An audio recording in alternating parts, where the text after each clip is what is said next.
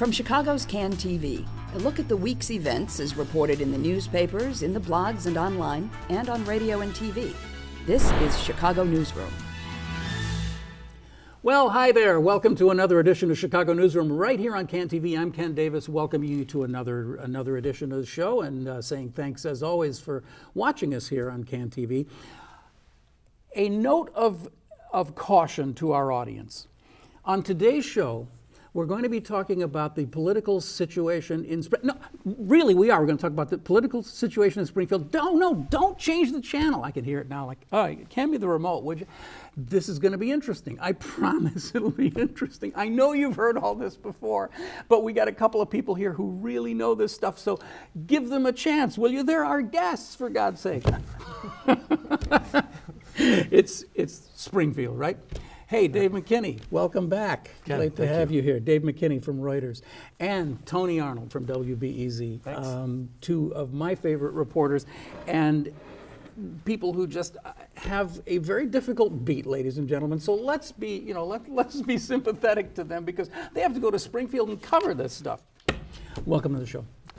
Good to be here. Thank you. Yeah. So, as I understand things, tell me if I'm wrong. We have another budget stalemate or a stalemate of some kind because the governor wants reform and those evil Democrats don't want reform. That's pretty much what it is, right? Pretty much. Okay, all right. Well then, thanks for Click, dropping by. click. All right, so let's see if we can get serious about this for a moment. What reform does Governor Rauner want now? Well, I mean, he's says he has scaled back his turnaround agenda now to two items: the term limits. He wants to impose term limits, and he wants a property tax freeze. And he says in order to get his support for a 6-month budget, the Democrats have to pass this. And as you can imagine, we've had these sort of circular, never-ending discussions in the governor's office with the four legislative leaders that lead nowhere. And the Democrats and House Speaker Michael Madigan in particular are saying no way. And what we have, I think, is a prospect, and it's been kind of mentioned before a couple of times in the past 6 or 8 months. We might not have a full year operating budget under this governor through his first term. I mean, I think we're set up for that dynamic. I think what I would add to that, I mean, this is... Add something to that, would you please? So we're set up for a repeat of what we went through last year of having no state budget. I think when you look at why Rauner is picked these two specific items, property tax freeze and term limits. The property tax freeze, I should say the Democrats are opposed to this because in the past this has included a collective bargaining limitations for individual towns or communities. They say this is anti-union, anti-worker, it would hurt the middle class. There's nothing in this that would serve the people better, so Democrats are just saying no to this, even though property tax freeze could, there's a way that you could frame that to be politically nice for you. So Democrats aren't on board for that. The term limits aspect of why Rauner's pushing that, I mean, he doesn't say this outright, but he has said lately it would send a signal to the business community that the culture in Illinois is going to change, the political culture. What that means is that there would be no more Michael Madigan in Springfield, that he would have to leave after so long. Granted, that'd be 12 years from now. Yeah, I mean, he'd be 94 or something at that point, wouldn't he? Right. Still eating fish every day. And the apple? Does he still eat the apple? Yeah. So they're saying, but it's really aimed at Madigan. It's a political move is what it is. It's saying that he wants term limits. So this is why the Democrats are not going along with these two initiatives, which is and if these are the precursors to talking about any kind of a balanced budget, I don't know how we get to a conversation then about where it's the Democrats and Republicans actually talking to each other about a budget. The thing about the property tax freeze that I really don't understand is the state, of course, doesn't collect property taxes. Municipalities and local jurisdictions collect those, right? So if you take a look at one of the things, probably the single biggest item that property taxes fund is schools. And given the fact that the state of Illinois, and I think we verified this just 2 shows ago, is still number 50 when it comes to support of education, it's pretty much in the hands of the local governments to do that. And then you're going to tell them that they can't, if their population is willing to kick a little bit more money into the schools, they're not going to be able to do that because their property taxes are frozen? Is that what's going on here? I mean, I don't get it. First of all, that Rauner has said his plan is that if a community voted to raise property taxes, they could do that. So it is frozen until they're voted. And who does that? I mean, the vast majority of these property tax referenda fail. They just do. Right. So I mean, we see that all the time where a school board will float a thing to build a new gymnasium or something, and it gets 30% of the vote, and it doesn't happen. But I mean, I don't understand. It's not a freeze if you can override it. Local. I mean, I just don't understand. It seems to me like it's almost kind of like a shadow program of some kind. Doesn't really have any teeth to it. Well, I mean, I think what you have here as well is, the Democrats for the first 18 months of Rauner's term, 2 years almost, is they boxed him in a way where he has very little to show for his governorship other than stalemate. Right. And I think we're entering this period now where everything is going to be kind of filtered through the spectrum of the 2018 gubernatorial election. Rauner has picked 2 issues that poll very well with voters. Rauner, just like Madigan, is a pretty unpopular guy among the masses. And I think he's pretty desperate to try to get something accomplished here so he can go to voters and say, look, I've done something here, because otherwise what he has is basically, a message of, I could have accomplished all these things were it not for somebody else, So, I mean, as depressing as this sounds, we just went through 2 years of the 2016 election, that election ran for 2 years, and now we're already in the 2018 election, is basically what you're telling me, right? We're just going to have... It started the week after. I mean, it really did. There were Republican trackers in Springfield catching lawmakers walking through the parking lot, and there's one video that kind of made the rounds of the tracker saying, "Who are you voting for speaker? Who are you voting for speaker?" And it's State Representative Sam Yingling, who represents the northwest suburbs, and he's in a competitive district, and he says, he kind of just shoots back over his shoulder, "I don't know, ask him," and it seemed reactionary, but this is the fact that he was being filmed by somebody in the parking lot outside the Capitol right after the election. That's kind of the new element of things, and it's underlying, not even underlying, it is like a major reason why there's still so much negativity going on between the Democrats and Republicans. Well, I mean, they won't even meet. I found it really interesting yesterday to hear that thing. You had a little clip of the commercial against J.B. Pritzker, right? I mean, here's a guy who has been reported to be somewhat perhaps interested sometime down the road in running for governor, and they're trying to clip him off right away. I mean, I don't know if it might be clipping him off. It might be, I think what's unusual about that is it's going to be a competitive Democratic primary for governor at this point. I think that's pretty safe to say that nobody's going to be clearing the field. Right.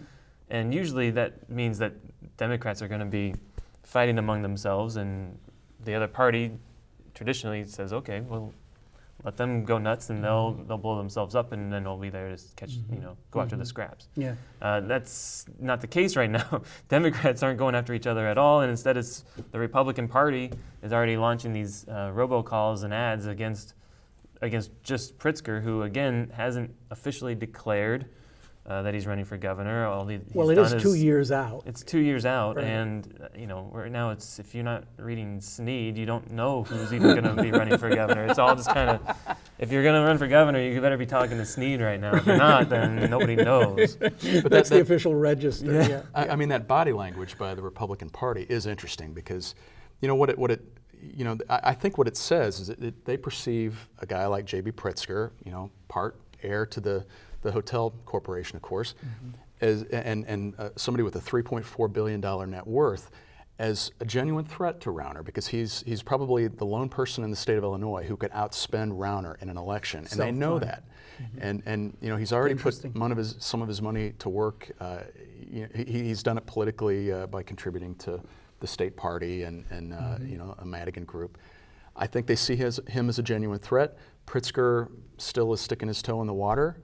He's got a bunch of other people that are lining up as well, but you know, this is reminiscent of what Rauner, his fingerprints were not directly on it, but if you remember in late 2013, early 2014, when Aaron Schock, before his scandal, before his indictment, when he was regarded as a rising star, there was talk about him running for governor, and there were ties to Rauner, you know, attempts to knock Schock out of the race, and it was successful. So that's basically what we've come down to then, is that it's just all billionaires now, right? Just pick your billionaire. I mean, because they're the only people who can run for office. We saw just Illinois had the most expensive state house and state senate races in the country this year in 2016.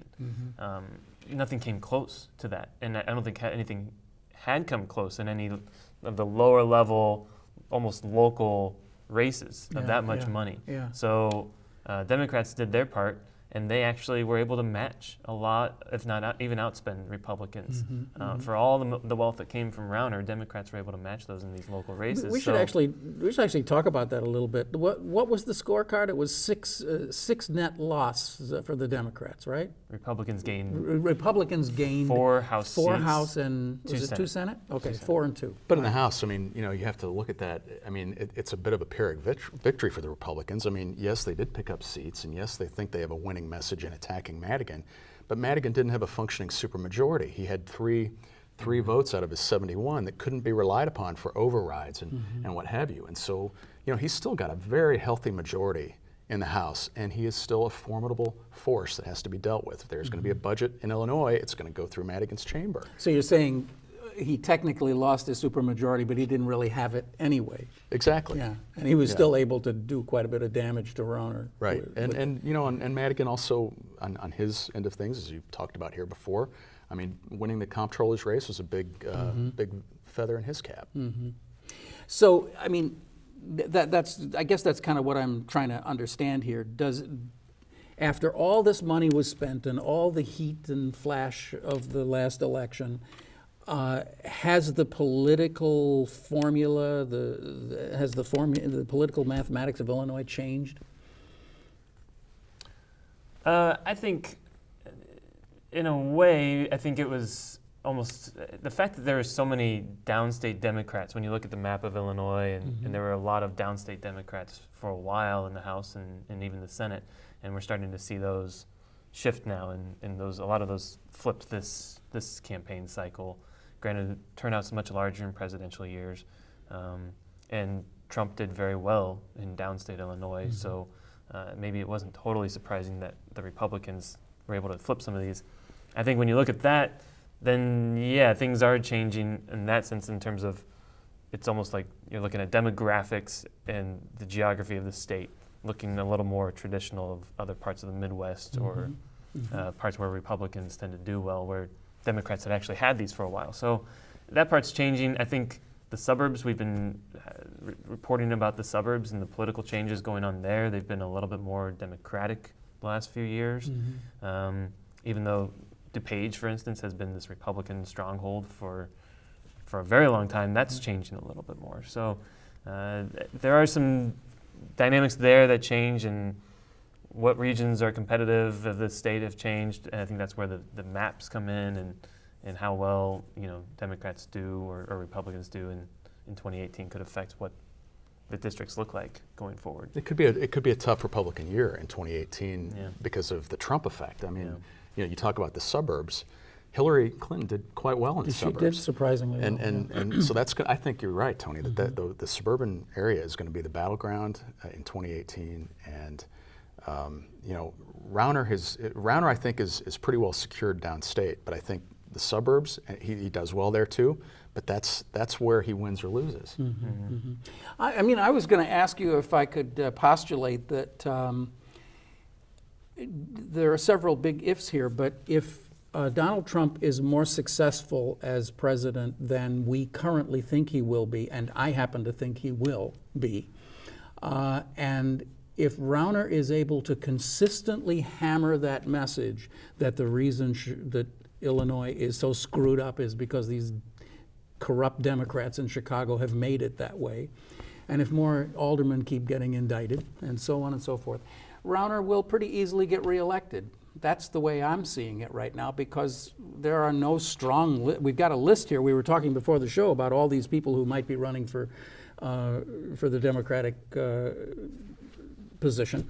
And there's a good chance, I would say, that Rauner gets reelected. And over the next couple of election seasons, he's able to pretty much make this Wisconsin. Because he's got a lot of support, and Trump will have a lot of money, and the Republican Party is on the ascension all over the country except in Illinois. So why shouldn't Illinois go the way the rest of the country is? I think a lot of it depends on the economics. How does our economy fare in the next 2 years? I mean, Illinois has its problems. We know what those are. Does the Republican Congress put through a tax cut that actually trickles down and affects the middle class? Is there any impact from that? I think Rauner would like to see that happen, probably to pick up off that. But I think that there are a lot of unanswered questions about Donald Trump. This issue with the Russian intervention seems like it's an issue that's just going to keep trickling. The idea that we're going to have hearings possibly in the Senate about that. It's unnerving to a lot of people, and so a lot of unanswered questions about the Trump effect in Illinois. But I think to your point about can Rauner, or is it likely that Rauner will win re-election? It really depends on what this Democratic primary, what form it takes. If it resembles this Sanders and Clinton rivalry that made Illinois, the Democratic primary was extremely close. Clinton won barely in that primary. If it's echoes of that, and there's still a lot of the Democrats pick a candidate that both sides can't really get behind within their own base, there could be some difficulties there. That said, a lot of these candidates, almost none of them are the people who have been talking to Snead again, haven't run statewide before. Almost none of them have. So it's going to be interesting to see how some of them are even going to be first-time candidates if they actually do it. It'll be interesting to see how they so was handle. So was Rauner, but it'll be interesting to see how they handle it. Not everybody. I mean, we saw Bill Daley start a campaign in 2014 and quit in the middle of the summer or the fall. He just wasn't into it, basically, and I don't know if he saw a path to winning even the primary. So if people can start and stop and realize, you know what, I'm just not in the mood to go to Carbondale today to talk to some people, and they might just drop out. It's not for everybody. There's a lot to be. There's always Pat Quinn. He loved doing that. He's the one Democrat who really, I think, loved being governor of Illinois. So. Well, and I mean, say what you will about Quinn, but he did seem to have an ability when he was out just mingling with average people to connect. And I don't know that, it's a big question about a Pritzker. It's a big question about a Chris Kennedy or Sherry Bustos, whether they have that skill or not. I mean, I for kicks, I went back and I looked at I don't see Kennedy putting on the Carhartt jacket. I don't see that either. I went back and I looked at that video of Kennedy at the Democratic convention, and what a disaster. I mean, you hope a candidate learns from an event like that, but if that's the way that a guy like that campaigns.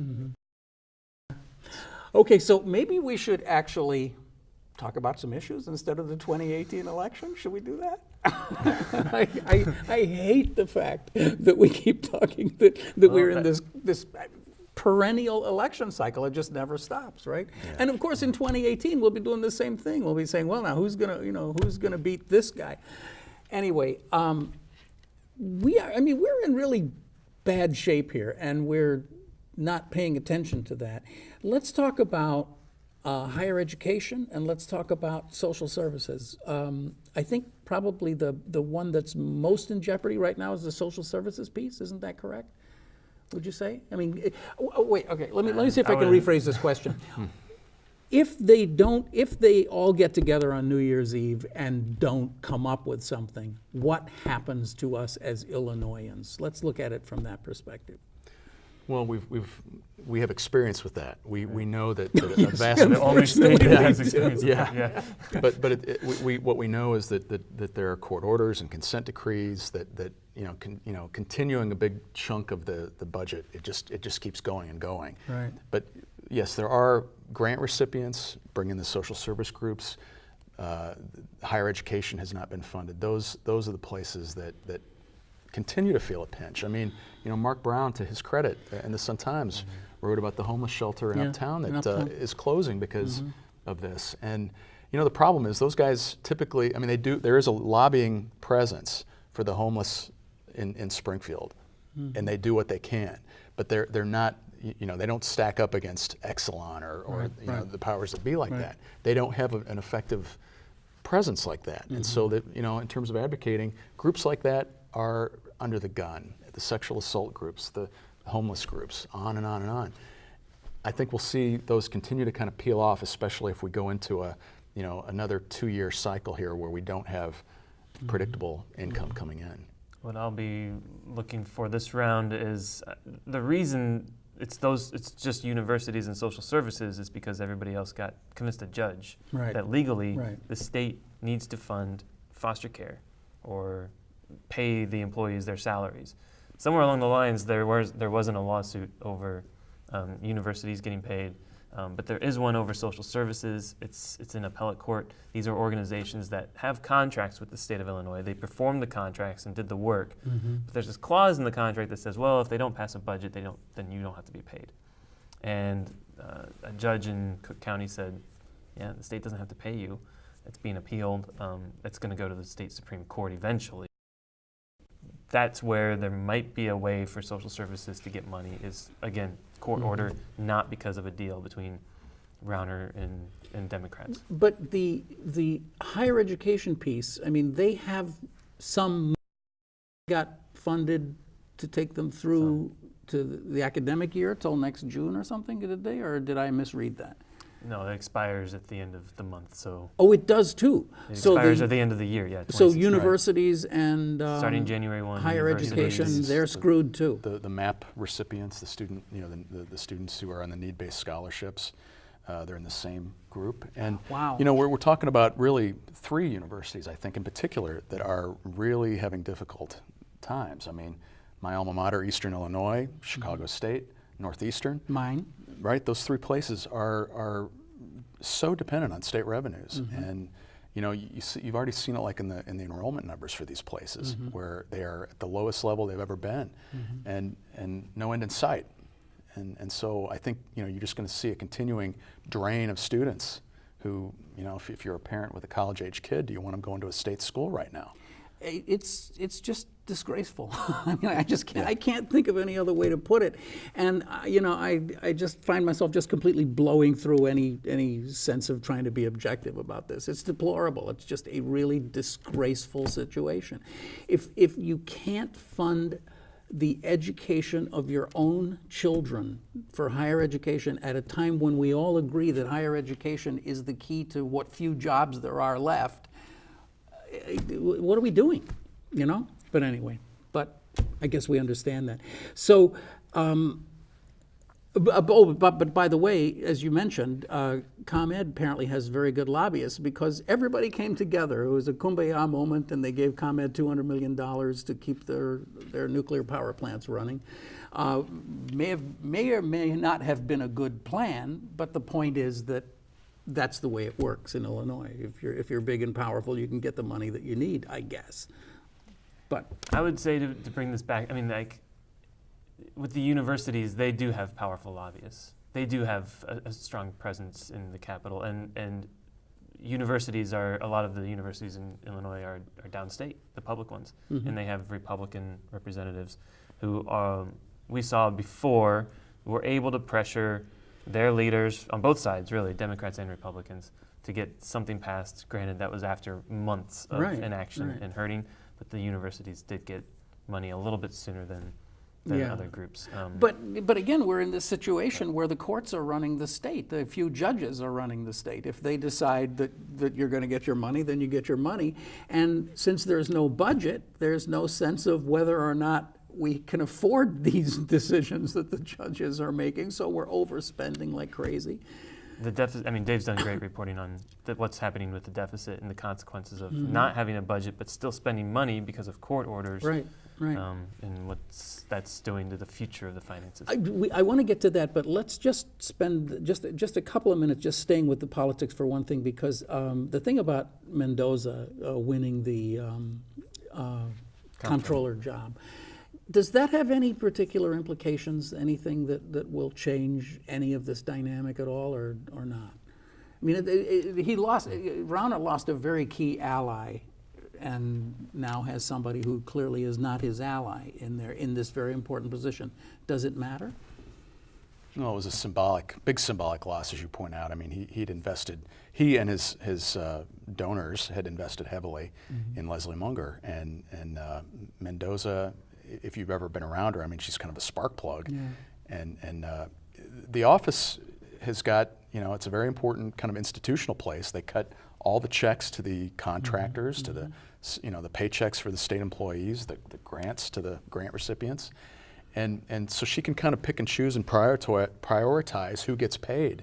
And it was interesting to kind of, one of the first things she did was to indicate that she's going to adhere to what Munger was doing with the legislative paychecks. Munger had basically put the pay of the legislators at the very tail end, hoping that would pressure the legislature into working out a deal with Rauner. And politically, Mendoza is sensing that is a popular thing with voters and sticking to it. That is a very good point. And Dave, you have written some very interesting things about VSI. I had never heard of VSI. I'd never heard of the financing partners, Illinois financing partners, until you started writing about it at Reuters.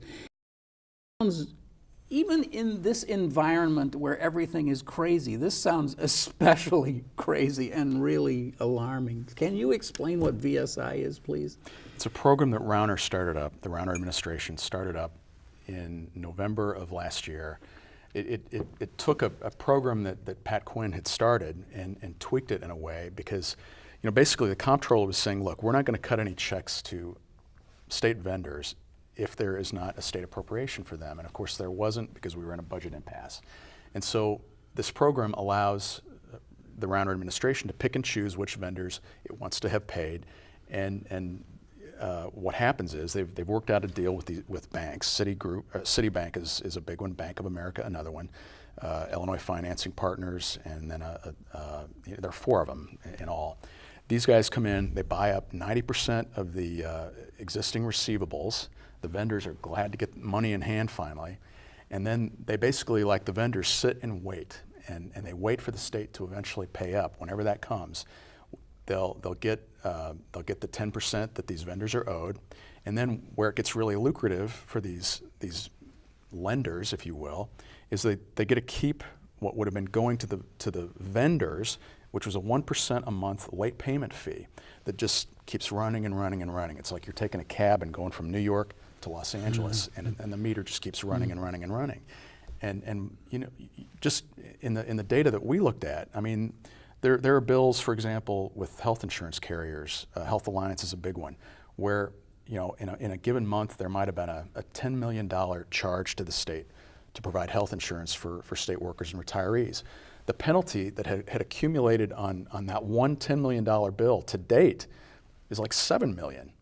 Wow. And it's like the math just is just amazing. And so we were able to kind of chart out projections that if these bills continue to run on, I mean there are $1.1 billion that now are in the hands of these financial institutions. And so far they're in line for $119 million in these late payment fees. And by the end of the fiscal year in June, that figure will go up to $190 million if there are no changes. And by the end of Rauner's term in January of 19, it could go up to $350 million. That's money that's just being, squandered. Wow. And so in the meantime, some of the participants here, you mentioned Illinois Financing Partners, Jim Edgar and Jerry Costello, the former congressman, are 1% stakeholders. They're kind of the rainmakers, if you will. They're not making a lot of money off of it. Another one called Vendor Assistance Program. They have the brother of the former comptroller, Brian Hines, is an investor. Patty Doyle Solis, the 2008 campaign manager for Hillary. Yeah. And then one of the most interesting ones, there's a 4% stakeholder by it's a hedge fund called Manchester Securities, and the leader of that is a guy that donated $250,000 to Rauner, and that another of his funds got into a squabble with Argentina because Argentina, they held debt with Argentina. Argentina wasn't paying up, and this hedge fund just decided in 2012 I remember this. to commandeer a naval vessel. So that's who we're dealing with as a state, basically with these late bills. So, all right, now, I think I understood what you just said, but I'm a lot of moving pieces. I'm fairly convinced that most of us watching didn't. So can I just try to back up on this? All right. Okay, I run an agency where I provide I provide a service to the state of Illinois, and let's just in round numbers say that my service this year for $100,000 for my little agency, okay? Mm-hmm. I didn't get paid, of course, but then what? The state comes along and says, okay, we're going to sell your debt to somebody?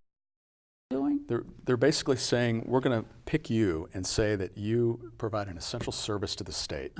We don't want you to quit this. Yeah.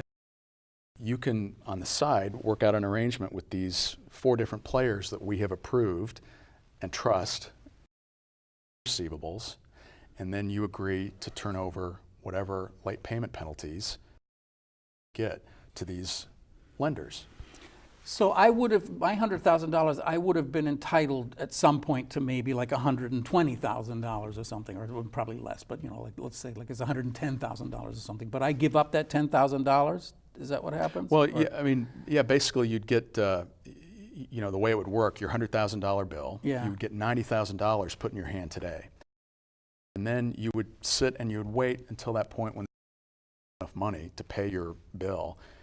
As a vendor, you would then that money, you would keep 10% so that you're paid in full, but that big premium you were due because the state didn't get around to paying you for months and years, you're going to turn over to these people. And it becomes a very lucrative thing. I mean, just consider, if you will, it's like these lenders are in line for 12% annual returns, which I know right now Wall Street is doing quite well, and if you look at your 401k, you might make 8 or 10%, but that 12% is doing better than what we're doing in with Wall Street right now. It's one of the best investments right now you can make, and if all of us sitting at the table had enough money we could float a loan to vendors, we'd be making some money. But all of that money is it's all taxpayer money that has to eventually fund this in some way or another. It's right? the cost for not paying our bills, right? So is this kind of similar to the business that Rauner's always been in, this venture capitalism kind of thing, where you come in and sort of you're buying the debt of a company, right? And then stripping out that company, and I don't know. It all feels to me like we've just gone beyond something. We've gone beyond some limit somehow. Well, no other state has the level of debt. No other state has the backlog of unpaid bills that we do, and right now that total is over $10.5 billion. That's normal operating expenditures, or incoming revenue. Right now, that $10.5 billion is just sitting there, and this 1% a month is accruing on all of that. But this little sliver that I wrote about, some really powerful financial institutions that have set themselves up for So really good we're paydays. basically borrowing money to pay the bills. We're borrowing right? from the vendors, or we're borrowing from But the lenders. ultimately, we're borrowing money to pay the vendors, and we're going to pay a month money for the privilege of doing that. That's right. Which is That's what right. you called a fiscal time bomb. That's right. And if you consider that, this is another thing where this whole political situation comes into play. A much more responsible way to deal with these unpaid bills is for the state of Illinois to go out on the bond market. Bonds are still quite affordable things to do now, and Illinois does pretty well on the bond market in spite of everything. Yeah. Borrow, and you probably would be paying, percent Right. rather than this 12%. You'd be saving money doing that. right. But because that requires Republicans and Democrats to work together, Yeah. we're not doing it. Yeah. Wow, it is depressing. That and I had no idea that was even happening. I mean, in all the coverage of the state of Illinois and everything, until I read your piece on it, I had no idea that was. I wanted to throw out another one. This is just completely out of left field, but I don't know if you saw in the last few days. I think the Sun-Times ran it. Madeline Dubeck wrote a piece on abortion wars here. Did either of you seen that? I'm sorry if I'm blindsiding you on it, but No. Interesting that here we are just getting more and more partisan, and now let's bring in the there is. What do you make of it?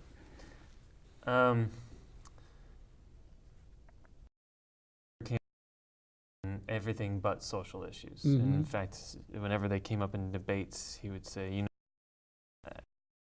money problems, and I'm a money guy. That's what we need to focus on. Same-sex marriage, I'm not going to talk about that. Abortion, I'm not going to talk about. And for 2 years now that he's been governor, he's addressed it, and he's not really had to. There's not been legislation taken past desk for him to act on. Mm-hmm. Like some states around the country, other states, including most recently Ohio, signed and passed a ban on abortions at 20 weeks. And I think Illinois might be addressing a different way of the abortion issue, but in a way that other states are not. We'll see what form that takes. But I think part of the idea is then let's give this to Rauner and see what he does. Let's force him to address some of these social issues that he's not talked about since he really started his campaign 3 years ago. Sarah Feigenholtz, I think, right, came up with has proposed.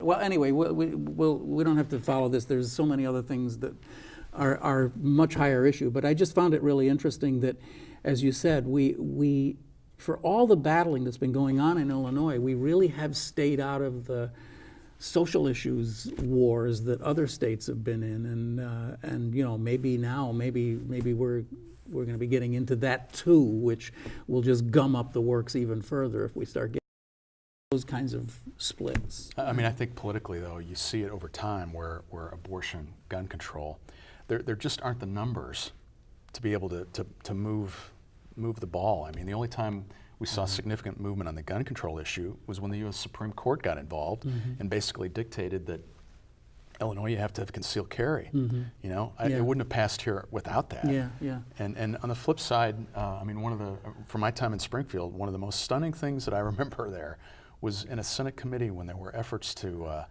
impose new gun control requirements after Sandy Hook. Yeah. There were parents of some of those slain first graders who testified for that. And that bill couldn't even get out of committee. Yeah. And it was just, that gives you an idea of how sort of etched in stone the status quo is there on social issues. Yeah. The targets in both the House and Senate never touch them, and then that leaves kind of the base, the bases of both parties, which are at opposite ends. Yeah.